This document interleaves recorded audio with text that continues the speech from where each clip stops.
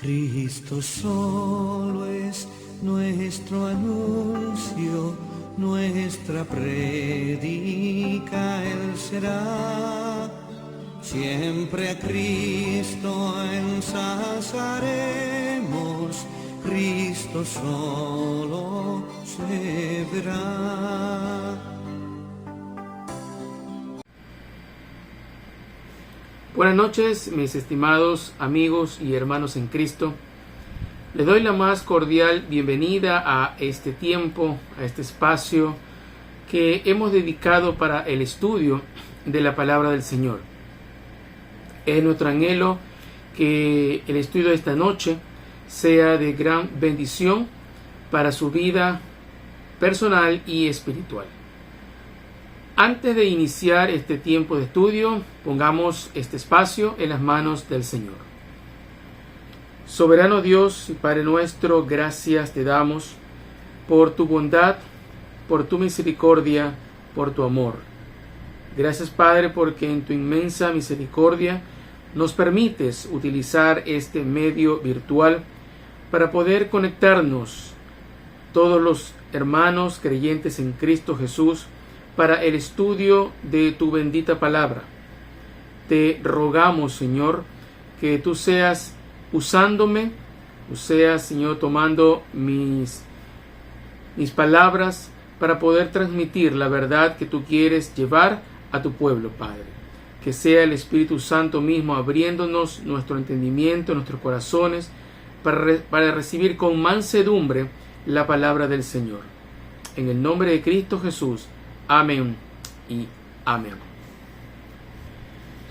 Una de las frases más mencionadas por Jesús es: la verdad os hará libres. Sí, es muy conocida esta frase, que la verdad os hará libres. ¿Dónde podemos leer esta frase?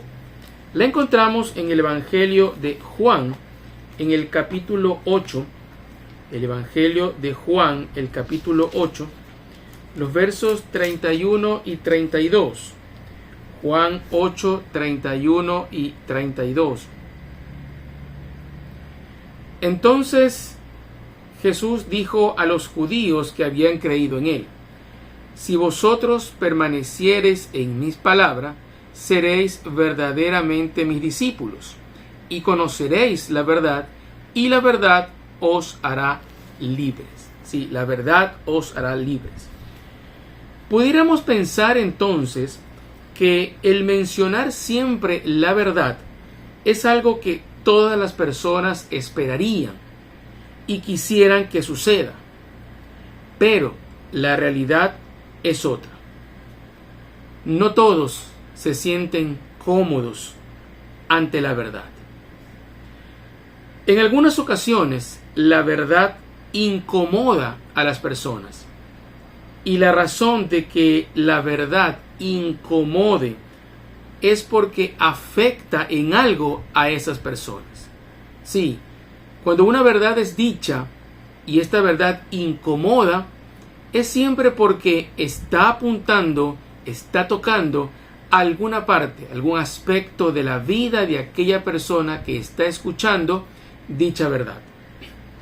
Hoy les traigo algunas verdades incómodas que pueden afectar el estilo de vida de algunos oyentes. Sí, verdades incómodas. Primera verdad incómoda: que las obras no otorgan salvación.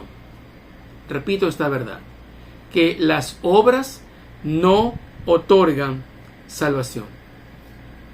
¿Y por qué decimos que las obras no otorgan salvación? Porque dice la Escritura de Dios que somos salvos solamente por gracia. Esto lo encontramos en la carta a los Efesios.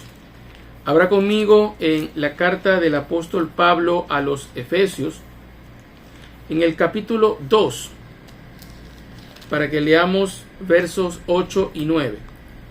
Efesios 2, 8 y 9.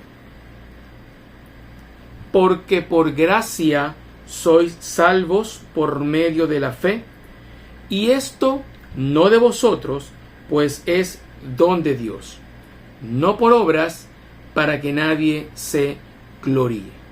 Sí, no por obras, para que nadie se gloríe. Leemos en esta parte de las Escrituras que somos salvos por medio de la fe en Cristo Jesús. Y aún la fe salvadora es un don, un regalo dado por Dios a la persona para que pueda ser salvo. Porque mire, por gracia sois salvos por medio de la fe. Sí, a través de la fe somos salvos. Y esto, o sea, la fe, no de vosotros, pues es don de Dios. ¿Y por qué decimos que esta verdad de que no somos salvos por obras incomoda a ciertas personas? ¿Por qué? Sencillamente esta verdad incomoda porque un error que cometen muchos es que piensan que pueden obtener su salvación por medio de obras. Sí, piensan que a través de alguna acción o algún conjunto de acciones pueden obtener su salvación o pueden tener cierta ventaja espiritual. ¿Y a qué tipo de obras, a qué tipo de acciones me estoy refiriendo? ¿Cuáles son aquellas obras o acciones que algunas personas, haciéndolas, creen que ya pueden ser salvos? Mire, muchos piensan que pueden ser salvos a través de sus diezmos y ofrendas. Sí, tienen la idea de que con solo dar cumplidamente sus diezmos y sus ofrendas, Dios los mirará de una manera benévola y les otorgará la salvación. Este tipo de personas dan grandes sumas de dinero a las iglesias y en algunas ocasiones dan ayuda económica a fundaciones, ministerios de enseñanza bíblica, con la idea que pueden obtener ciertas ventajas espirituales. Sí, esta es una idea muy popular en ciertos círculos, que con dar una cierta cantidad de dinero o dar cumplidamente los diezmos y las ofrendas, ya está todo cumplido. Ya he hecho lo que Dios me pide, por lo tanto Dios me va a otorgar como premio la salvación. Pero ¿qué nos dice la Escritura a este respecto? Vayamos al Evangelio según Mateo. El Evangelio según Mateo, el capítulo 23, para que leamos juntos el verso 23. Mateo 23, 23. Palabra del Maestro Jesús. Ay de vosotros, escribas y fariseos hipócritas. Mire cómo los llaman, ¿no? De una manera fuerte, hipócritas. ¿Y por qué los llama de esta manera? Porque diezmáis la menta y el eneldo y el comino, y dejáis lo más importante de la ley, la justicia, la misericordia y la fe. Y termina diciendo el pasaje, esto, o sea, el diezmar, era necesario de hacer sin dejar de hacer aquello. ¿Sí? Era necesario cumplir la justicia, la misericordia y la fe sin dejar de diezmar. Los fariseos y los escribas, todos ellos eran muy conocedores de la ley y daban sus diezmos muy cumplidamente, al punto que eran estrictos en diezmar hasta de las cosas más pequeñas. Mire, aquí leemos que ellos diezmaban la menta, el eneldo y el comino, que son artículos muy pequeños, muy de poca valor económico, pero aún de eso daban sus diezmos, lo diezmaban. ¿Sí? Eran muy estrictos, muy cumplidores de la ley. Ahora, notemos algo. Jesús no critica lo meticuloso que eran los escribas. y los fariseos. No, no critica por ello. Ellos eran muy puntuales y muy detallistas en lo que respecta a la ley, pero ellos estaban convencidos que su estricto cumplimiento de la ley los libraba de actuar como la ley ordenaba. Mire, decía Jesús, dejáis lo más importante de la ley. Sí, el diezmar es importante, pero había algo más importante a cual la ley daba la instrucción y apuntaba. ¿Qué era esto? La justicia, la misericordia y la fe. Y termina diciendo, esto era necesario de hacer sin dejar de hacer aquello. Muchas personas hoy en día se comportan de la misma manera. Son muy estrictos en las ordenanzas. Mantienen un comportamiento impecable frente a otros. Pero no todo es más que un espectáculo que tiene la intención de impresionar a otros. Mire, en el Evangelio de Lucas encontramos un accionar de los escribas y fariseos que también es el accionar de muchas personas el día de hoy. Vamos al Evangelio de Lucas en el capítulo 18. Capítulo 18 para que leamos juntos del versos 9 al 11. Lucas 18, 9 al 11. Mire. A unos que confiaban en sí mismo como justos y menospreciaban a los otros, dijo también esta parábola. Dos hombres subieron al templo a orar. Uno era fariseo y el otro publicano. El fariseo, puesto en pie, oraba consigo de esta manera: Dios, te doy gracias porque no soy como los otros hombres, ladrones, injustos, adúlteros, ni aun como este publicano. Mire, el accionar del fariseo era de compararse con otros. No tenía la intención de llegar ante la presencia de Dios para decir: Dios, perdóname, Dios, hazme una mejor persona, enséñame en qué estoy fallando. No, esa no era su intención.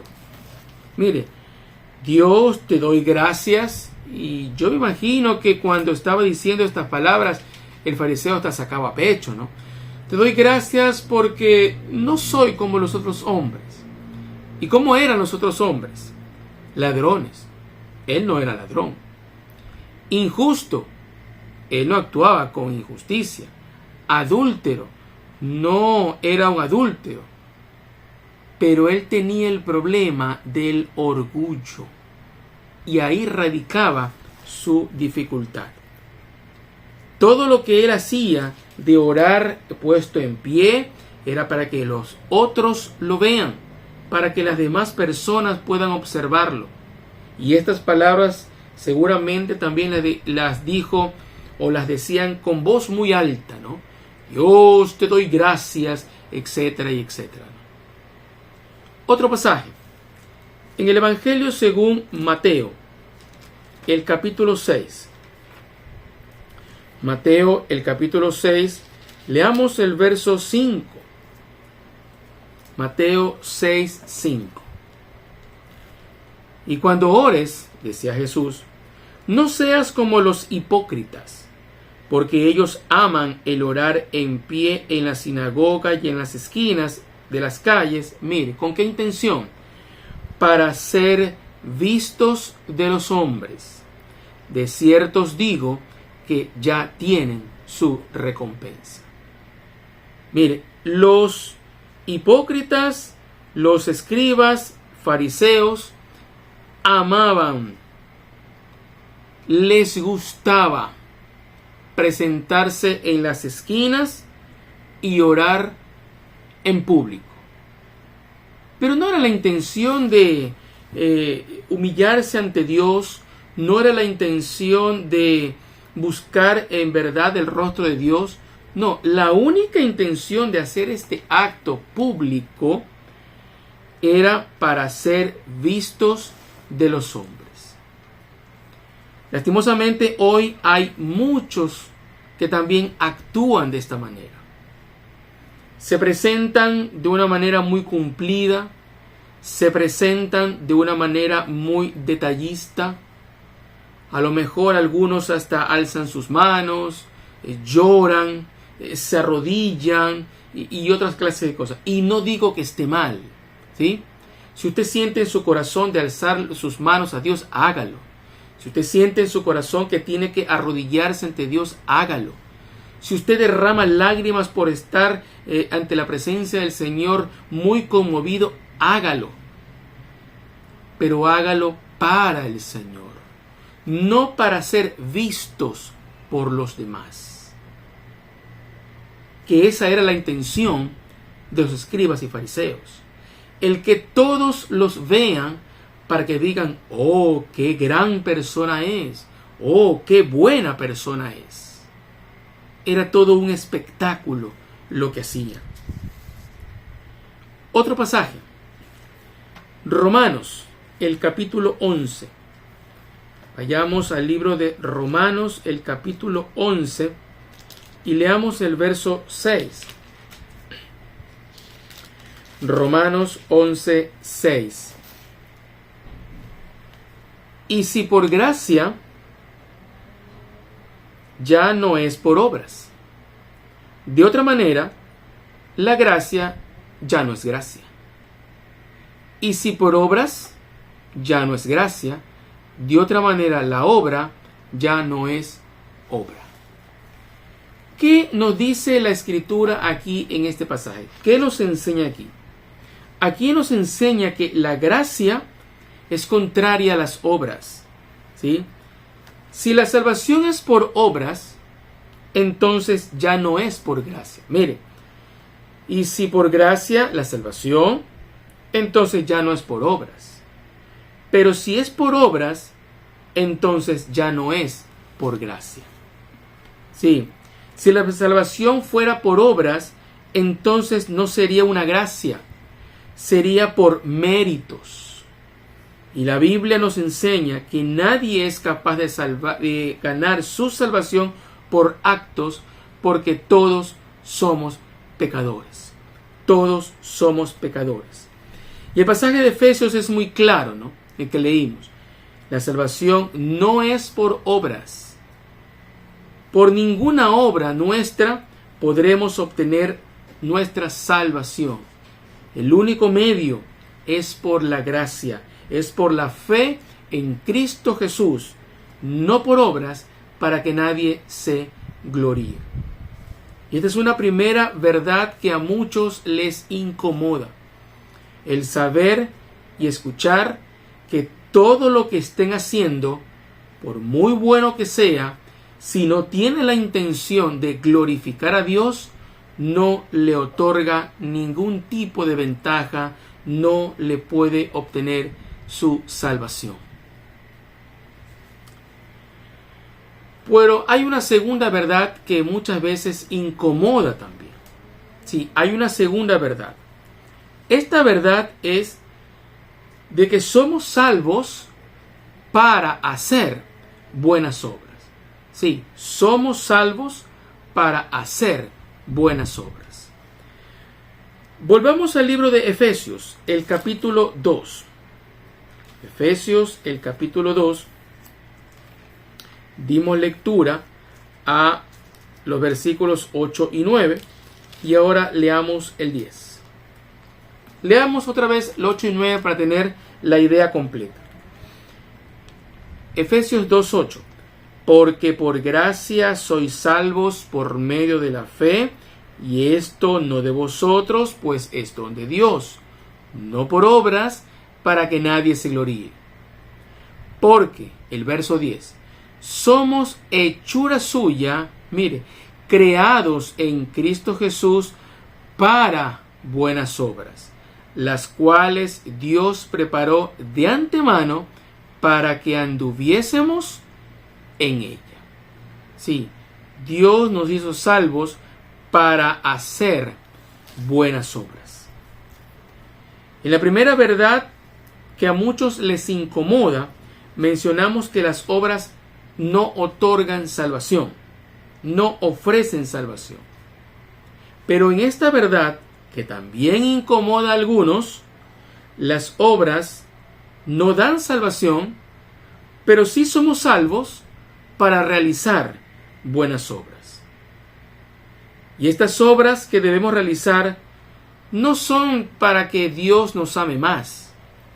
No tiene la intención de que para vernos bien ante los demás.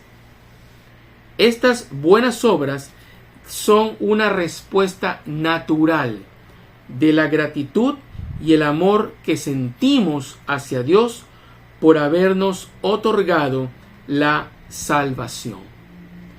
Miren lo que dice en la carta del apóstol Santiago, la carta del autor Santiago. Santiago, el capítulo 2 y el verso 18.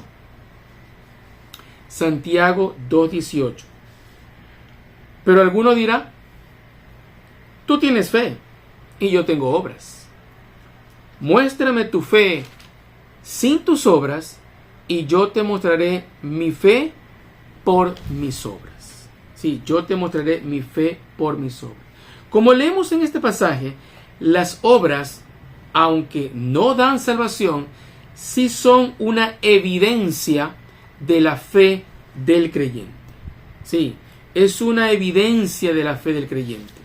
Todo creyente en Cristo puede expresar su fe a través de buenas obras. ¿Y cuáles son esas buenas obras que podemos realizar luego de ser salvos? ¿Cuáles son algunas de esas buenas obras que debemos hacer después de ser salvos? Bueno, volvamos al libro de Efesios para ver algunas de esas buenas obras. En la carta a los Efesios, en el capítulo 4, carta a los Efesios, el capítulo 4, leamos del verso 25 al 32. Efesios 4, 25 al 32. Mire: por lo cual, desechando la mentira, hablad verdad cada uno con su prójimo, porque somos miembros los unos de los otros. Airaos, pero no pequéis. No se ponga el sol sobre vuestro enojo, ni deis lugar al diablo. El que hurtaba, no hurte más, sino trabaje, haciendo con sus manos lo que es bueno, para que tenga que compartir con el que padece necesidad. Ninguna palabra corrompida salga de vuestra boca, sino la que sea buena para la necesaria edificación, a fin de dar gracia a los oyentes. Y no contristéis al Espíritu Santo de Dios, con el cual fuisteis sellados para el día de la redención. Quítense de vosotros toda amargura, enojo, ira, gritería y maledicencia y toda malicia. Antes, sed benignos unos con otros, misericordiosos, perdonándoos unos a otros, como Dios también os perdonó a vosotros en Cristo. En este pasaje de Efesios 4, del 25 a 32, se mencionan algunas buenas obras que debemos realizar una vez que somos salvos. Mire, una buena obra es dejar la mentira y en su lugar empezar a hablar con la verdad. Verso 25, ¿no? Desechando la mentira, hablad verdad cada uno con su prójimo. Hay quienes antes de ser salvos eran unos mentirosos contumaces. Y no sería lógico que alguien que se convierta al Cristo, que crea en el Señor, continúe mintiendo. ¿No le parece? No es lógico que antes mentía y ahora que es creyente continúe mintiendo. ¿Sí? Desechando la mentira, hablad verdad cada uno con su prójimo. Una buena obra que nos va a distinguir y va a evidenciar el cambio que Cristo ha hecho en nosotros es que dejemos la mentira. Dejemos la mentira. Mire, otra buena obra es no permitir que nos domine la ira. Verso 28. Airaos, pero no pequéis, no se ponga el sol sobre vuestro enojo, ni deis lugar al diablo. Sí. El no permitir que nuestras relaciones interpersonales se rompan al impulso de la ira, al impulso del enojo, es otra buena obra que podemos realizar. Si antes de convertirse al Señor, antes de ser creyente en Cristo, era una persona iracunda, era una persona que se enojaba por todo o por cualquier cosa, ahora al ser creyente es una persona que es más calmada, es una persona que es más apacible. Airaos, pero no pequéis. ¿Sí? No dejemos que la ira rompa nuestras relaciones con nuestros semejantes. Es una buena obra que también podemos realizar y podemos cumplir. También se menciona el no robar. Mire, el verso 28. El que hurtaba, no hurte más, sino trabaje, haciendo con sus manos lo que es bueno, para que tenga que compartir con el que padece necesidad. Sí, el no robar es una buena obra también que debemos realizar. El no tomar lo que no nos pertenece. Sí, hay muchos que son dados a tomar lo que no les pertenece. Y esa acción de tomar lo disfrazan con esta frase. No, es que solo lo tomé prestado. Un momento lo tomé prestado. Pero esto lo dicen cuando se ven descubiertos.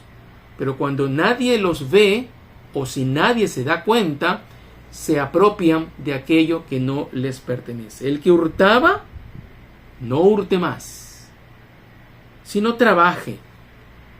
El trabajo honesto, honrado, es otra buena obra que podemos realizar, ¿no? El cumplir nuestros trabajos de manera honrada, de manera puntual y de manera cumplida. Si alguien que antes de ser creyente era un trabajador incumplido, era un trabajador que se necesitaba estarlo monitoreando, era un trabajador que llegaba tarde, era un trabajador irrespetuoso, ahora que es creyente, esa persona tiene que convertirse en un trabajador puntual, en un trabajador honesto, en un trabajador que respeta a las autoridades y a las ordenanzas y reglamentos internos de su respectiva empresa. El que trabaje, lo haga en lo que es bueno, para que tenga que compartir con el que padece necesidad. Y esta es otra buena obra que podemos realizar, ¿no? Alguien puede llegar a pensar, no, es que este trabajo o lo que tengo es para mí.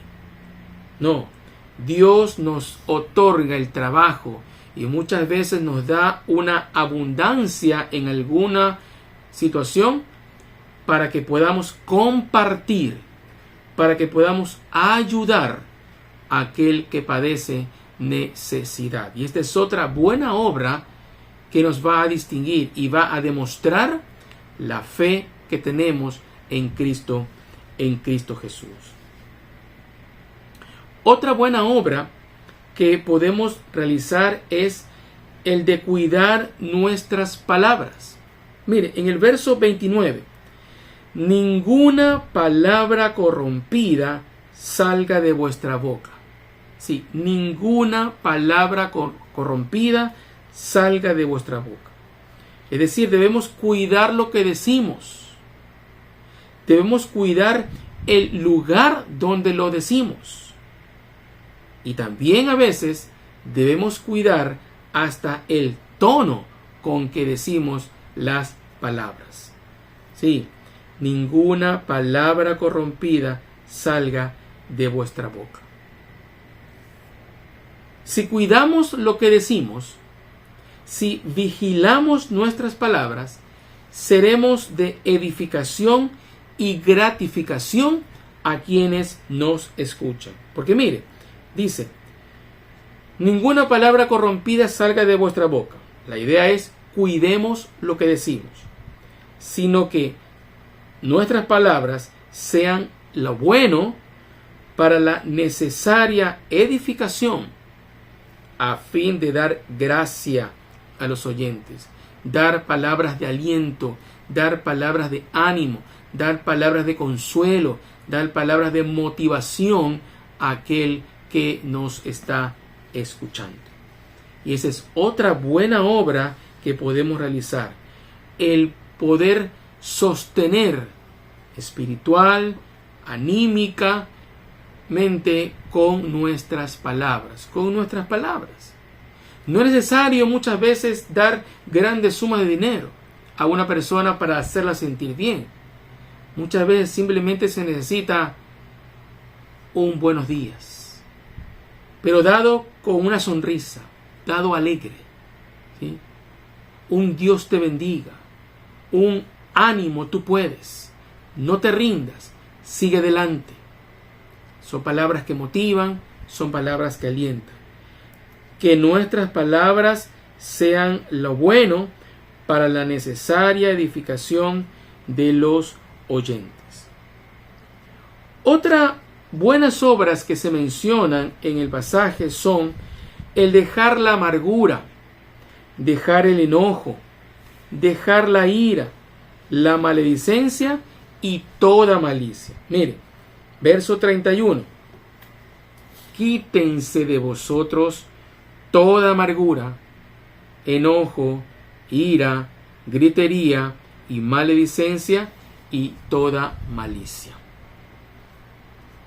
Y el pasaje termina con 3 buenas obras que son muy necesarias en nuestra vida. Estas obras son la benignidad, la misericordia y el perdón. Verso 32. Antes sed benignos unos con otros, misericordiosos, perdonándoos unos a otros, como Dios también os perdonó a vosotros en Cristo. Son 3 buenas obras internas en la persona que debe llevarnos a manifestarlas en forma concreta. La benignidad nos motiva a realizar actos buenos, actos que ayuden, actos que sean de edificación para otros. La misericordia nos lleva a ver la necesidad del prójimo y a sentir compasión de él. Y el perdón nos lleva a olvidar las ofensas que alguien ha cometido contra mi persona. Y no olvidemos esta segunda verdad, que somos salvos para realizar buenas obras. Y aquí hemos mencionado algunas buenas obras: el no mentir, el hablar verdad, el no permitir que la ira nos domine, el no robar, el de trabajar en forma honesta, el de cuidar la palabra de nuestra boca, el de hablar siendo de edificación para otros, el quitar la amargura, el quitar el enojo, la ira, la gritería, la maledicencia, la malicia, y el actuar con benignidad, el actuar con misericordia y con perdón los unos a los otros. Sí, mire, este es un detalle interesante, ¿no? Muchas veces se piensa que solamente el pastor o los líderes son quienes tienen que actuar con benignidad, con misericordia y con perdón. Pero la verdad es que todo creyente, aquí el pasaje se está dirigiendo a todos los creyentes, debemos actuar con benignidad, debemos actuar con misericordia y debemos perdonar las ofensas que otros puedan cometer contra nosotros. Y esta segunda verdad, planteada de esta manera, incomoda a algunos. Las obras no me dan salvación, pero sí soy salvo para realizar buenas obras. Veamos una tercera verdad incómoda. Una tercera verdad incómoda. Y esta a lo mejor no les gusta a muchos. Y la verdad es esta. El estar muchos años en la iglesia no te da madurez espiritual. Repito esta verdad. El estar muchos años en la iglesia, en una congregación, no te da madurez espiritual. Y esta verdad es incómoda para muchos, seguramente. Entonces nos preguntamos, ¿cuánto tiempo lleva usted como creyente? Sí, le hago esta pregunta. ¿Cuánto tiempo lleva usted como creyente? ¿5 años? ¿10 años? ¿15 años? ¿20 años tal vez? Hay muchos que a pesar de su fe en Cristo y ser salvos, se mantienen como niños espirituales y no actúan como maduros en la fe. Leamos en la carta a los Hebreos. Carta a los Hebreos, leamos en el capítulo 5, los versos del 11 al 14. Hebreos 5, del 11 al 14. Y leámoslo con mucha atención. Acerca de esto tenemos mucho que decir y difícil de explicar, porque os habéis hecho tardos para oír, porque debiendo ser ya maestros, después de tanto tiempo, tenéis necesidad de que se os vuelva a enseñar cuáles son los primeros rudimentos de la palabra de Dios. Y habéis llegado a ser tales que tenéis necesidad de leche y no de alimento sólido. Y todo aquel que participa de la leche es inexperto en la palabra de justicia porque es niño. Pero el alimento sólido es para los que han alcanzado madurez, para los que por el uso tienen los sentidos ejercitados en el discernimiento del bien y del mal. El autor de la carta a los Hebreos les escribe a creyentes que ya tenían algún tiempo en los caminos de Dios. Es decir, como dice el texto, ya deberían haber sido maestros en la palabra de Dios, pero aún se comportaban como niños espirituales. Aún se comportaban como nuevos creyentes, a los cuales se les tiene que enseñar los primeros rudimentos de la fe. Actuaban como niños espirituales. Y el autor aquí señala algunas características de aquellos creyentes que son inmaduros, que se comportan como niños espirituales.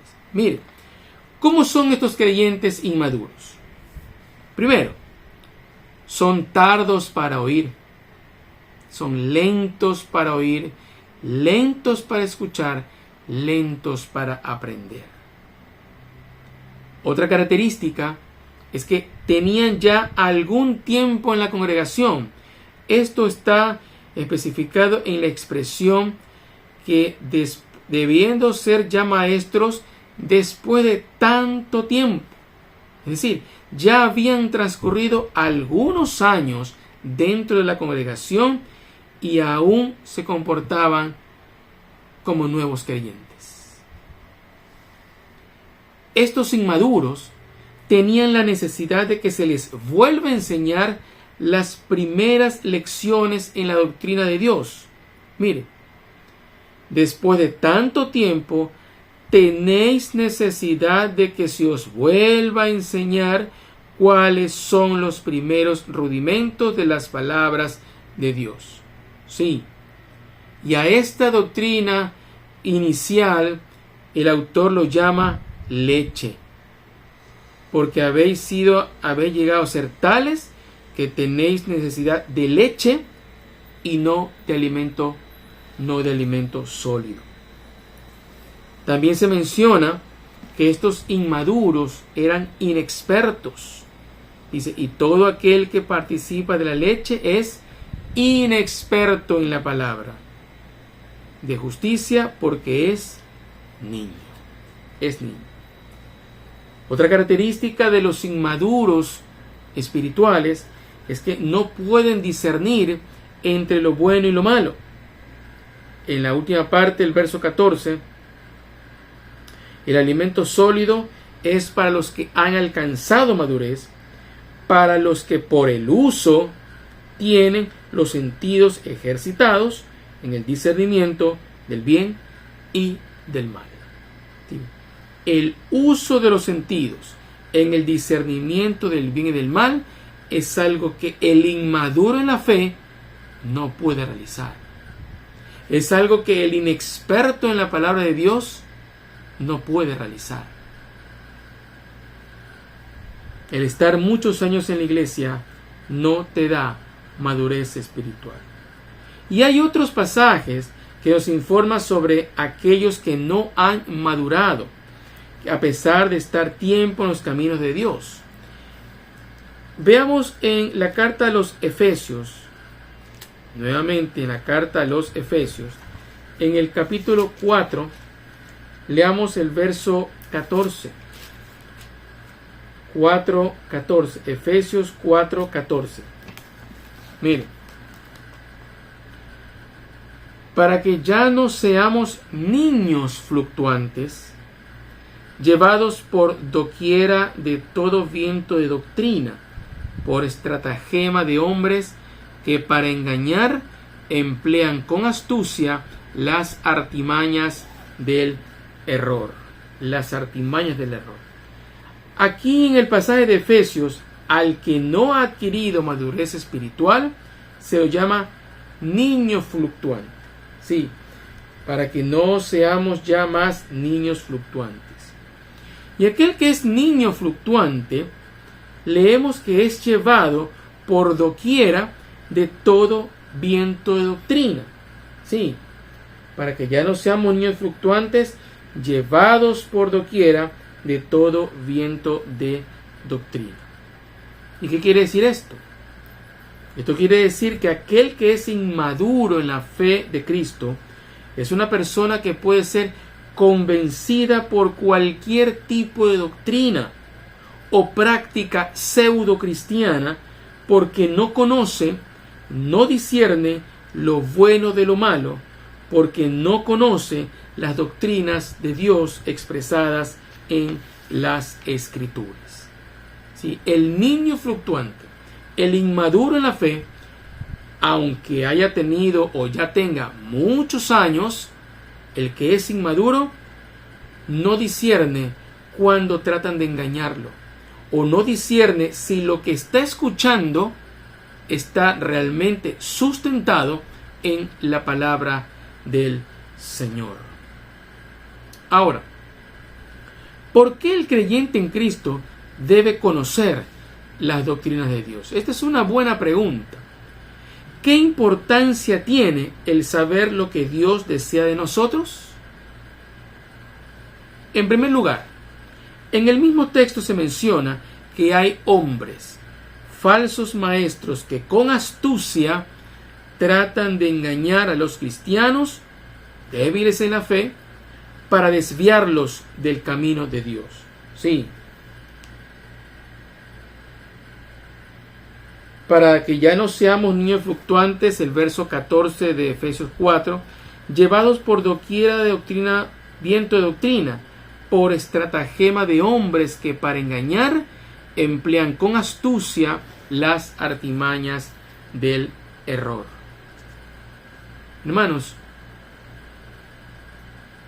un segundo punto o una segunda razón para que el creyente deba conocer la doctrina bíblica es que, como leímos en el pasaje de Hebreos, lo lógico, lo natural, es que luego de algún tiempo de haberse nutrido con la palabra de Dios, luego de haberse alimentado con las Sagradas Escrituras, luego de haber permanecido en las reuniones de una congregación evangélica cristocéntrica, el creyente en Cristo debiera conocer y discernir lo bueno de lo malo, que pueda discernir cuándo son palabras de error.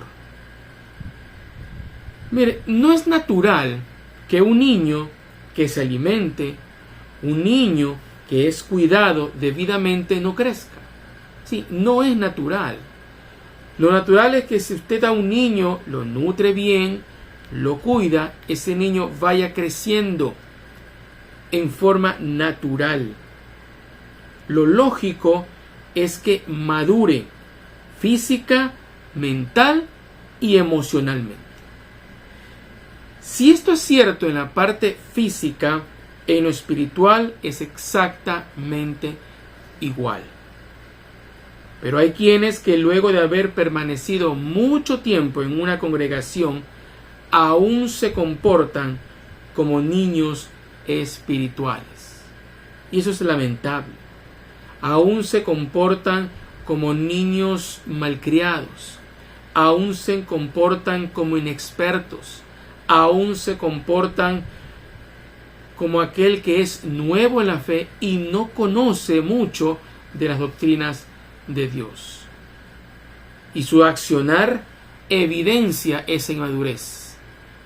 Es llevado por toda doctrina de error, es engatusado, no discierne, es inexperto en la palabra del Señor. Y aquí hacemos una pregunta bastante lógica. ¿Cómo se logra la madurez espiritual? ¿Sí? ¿Qué pasos puede dar un creyente con miras a alcanzar madurez espiritual? ¿Sí? ¿Qué pasos? Bueno, primero, leyendo las Escrituras. Sí, esto es lo más básico en el crecimiento espiritual. Conocer la palabra de Dios. Conocerla. En segundo lugar, meditar en la palabra de Dios. Indagar en ella la enseñanza que el texto nos otorga. Sí, leerla, tener tal vez un plan de lectura diario, meditar en la palabra de Dios, meditar en el pasaje bíblico que has leído ese día.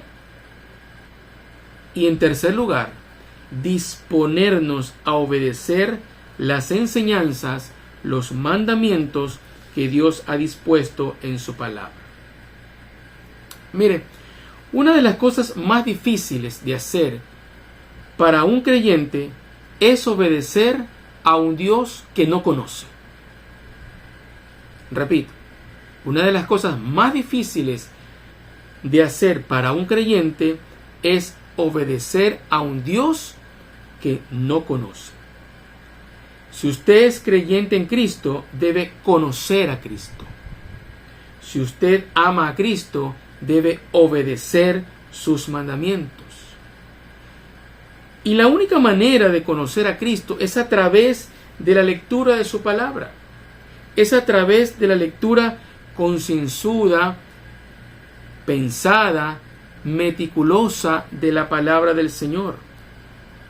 Si usted conoce a Cristo, se enamorará de Cristo. Y si usted ama a Cristo, el obedecer sus mandamientos no serán gravosos, no serán difíciles, ¿sí? Será muy sencillo porque usted ama al Señor que lo salvó, ama su palabra que ha sido dada, la estudia, la medita, y el cumplir sus mandamientos serán para usted en un deleite espiritual. ¿Sí? Si usted no conoce las Escrituras, muy probablemente aún no conozca a Dios en su totalidad. Mire, veamos en la carta de los Efesios, el capítulo 4, y leamos también versos 13 al 15. 13 al 15.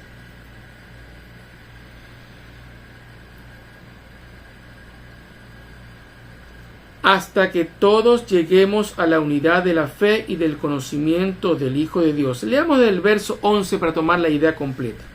Y él mismo constituyó a unos apóstoles, a otros profetas, a otros evangelistas, a otros pastores y maestros, a fin de perfeccionar a los santos para la obra del ministerio, para la edificación del cuerpo de Cristo. ¿Hasta qué punto?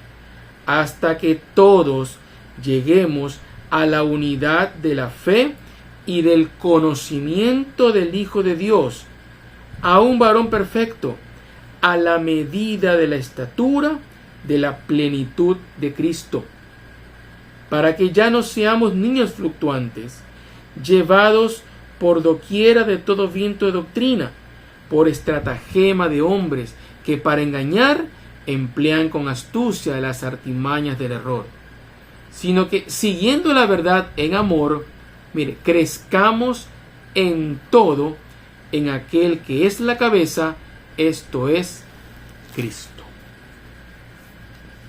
Según el pasaje aquí de Efesios, la madurez espiritual es ser como Cristo, hablar como Cristo, pensar como Cristo, actuar como Cristo. Y asimismo, como las obras son o deben cumplirla todos los creyentes, este crecimiento no es solamente para el pastor, no es solamente para los líderes. Dice aquí el verso 13, hasta que todos, usted, yo, el grande, el pequeño, todos lleguemos a la unidad de la fe y lleguemos al conocimiento del Hijo de Dios, que es Cristo, a un varón perfecto, a la medida de la estatura de la plenitud de Cristo. Hablar como Cristo, pensar como Cristo, actuar como Cristo debe ser la meta de todo creyente que busca madurar espiritualmente. Mire, hay un pasaje en el Antiguo Testamento, concretamente en el libro del profeta Miqueas. Sí. Vayamos conmigo un momentito al libro del profeta Miqueas, el capítulo 6.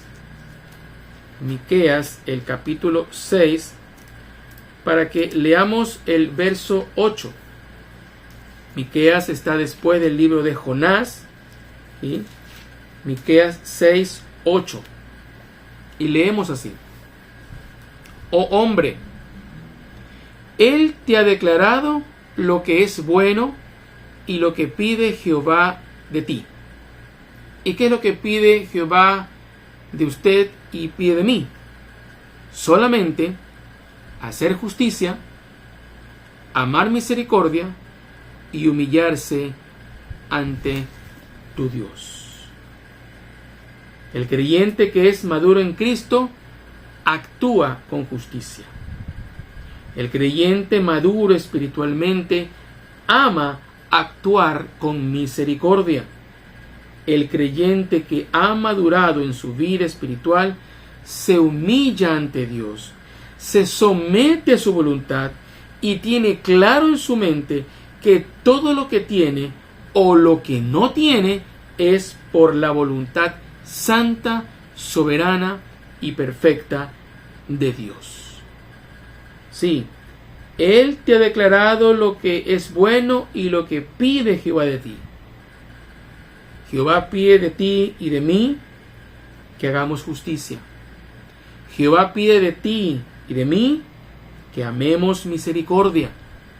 Jehová pide de ti y de mí que nos humillemos ante Él. Y en este punto les hago una pregunta. ¿Cuánto tiempo lleva usted como creyente? ¿Es usted un cristiano maduro? Piénselo y medítelo. 3 verdades que a muchos a lo mejor les ha incomodado el día de hoy, pero es mi deber recordárselos a ustedes.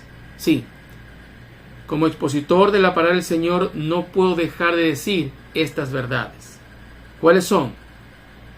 Que la salvación no se consigue por realizar buenas obras, que somos salvos únicamente por fe en Cristo y por su gracia. Es la primera verdad que a muchos a lo mejor les incomoda. Segunda verdad, que aunque no somos salvos por obras, sí somos salvos para realizar buenas obras, para que nuestra fe sea evidenciada, puesta de manifiesto por las obras que realizamos. Y estas obras de hablar con la verdad, de no mentir, de no robar, de cuidar lo que decimos, de ser benignos, de ser misericordiosos, perdonadores. Somos salvos para hacer buenas obras. Y la tercera verdad que hoy mencionamos fue que la madurez cristiana no se consigue por el tiempo de permanencia en una congregación, no, sino que se consigue a través de la comunión diaria con Dios, de leer su palabra cada día, de meditar en ella y obedecer cada uno de sus mandamientos. Mis hermanos, todos nosotros somos llamados a vivir una vida santa delante de Dios, tal como nuestro Padre Celestial es santo. Que el recuerdo de estas verdades nos ayude a alcanzar dicha meta. Amén. Soberano Dios, Padre Celestial, gracias te doy, mi Dios, por este tiempo que tú me has permitido abrir tu palabra y comentar, aunque sea en forma breve, estas 3 verdades. Que la salvación que tú nos has dado es solamente por gracia, es únicamente por la fe en Cristo Jesús. Que nada, absolutamente nada de lo que hubiéramos podido hacer nos hubiera podido otorgar o alcanzar la salvación, la vida eterna. Y te damos gracias, Señor, por tu gracia, por tu bondad, por tu fidelidad. Te agradecemos, Señor, por habernos recordado de que el hecho de ser salvos es para que realicemos buenas obras, obras de misericordia, obras de benignidad, obras de perdón para nuestros semejantes. Y asimismo, Señor, te doy gracias por habernos recordado que la madurez en Cristo no se logra con el tiempo, sino se logra con la permanencia en tu presencia, en tu palabra, en oración y obedeciendo tus mandamientos. Gracias te doy, Padre, por este tiempo. Te doy gracias, Señor, por los hermanos y amigos que nos han escuchado. Que tú les seas recordando siempre estas verdades. Que tú les ayudes y me ayudes, Señor, a permanecer firmes en la fe, a conservar una vida santa y piadosa delante de ti. En el nombre de Cristo Jesús. Amén y amén. Bien, damos gracias al Señor por este tiempo que nos ha permitido estar junto a ustedes a través de este medio virtual. Y queremos extender una invitación muy cordial para que nos acompañe este día domingo, ¿sí? Domingo, 10 minutos para las 11 en nuestro templo, en el culto que realizaremos para dar gloria y honra a nuestro Dios Padre Celestial. Y si usted no puede acompañarnos de manera física, puede conectarse también a través de este medio, a través de esta red social, para que junto con nosotros pueda alabar y bendecir el nombre del Señor. Que tengan una buena noche, que Dios los bendiga y que la paz sea con todos ustedes. Amén. Cristo solo, Cristo siempre, nuestro todo en todo Él es. Salva, santifica y sana, pronto viene Él otra vez.